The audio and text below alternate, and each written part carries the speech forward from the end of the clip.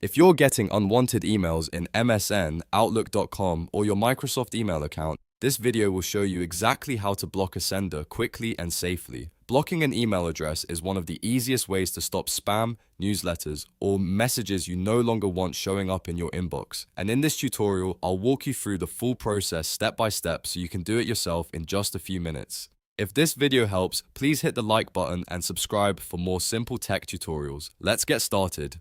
First, open your web browser and go to Outlook.com. Since MSN email is now managed through Outlook, this is where you'll handle your email blocking settings. Once the page loads, sign in to the Microsoft account connected to your MSN mailbox if you're not already logged in. After you're in your inbox, look to the top right corner of the screen and click the settings icon. This is where Outlook stores all of your mail preferences and security options. When the settings panel opens, click on Email. This section controls how your mail is organized and filtered. Next, click on Junk Email. This is the area where Outlook lets you manage blocked senders, safe senders, and spam filtering settings. Now look for the option called Blocked Senders and Domains. This is the list where you can add specific email addresses or entire domains that you want Outlook to automatically block. Click on Add Blocked Sender. A small box will appear where you can enter the email address you want to block. You can also type a domain name if you want to block every email coming from that domain.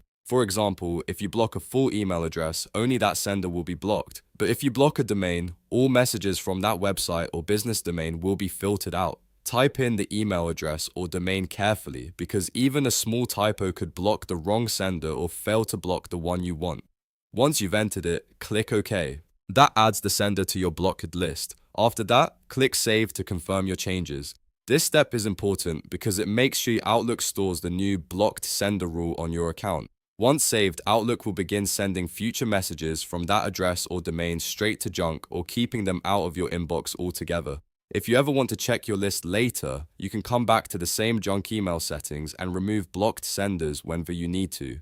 This is useful if you accidentally block someone important or if a company changes the address it uses to email you. And that's it. You've now learned how to block an email in MSN using Outlook.com.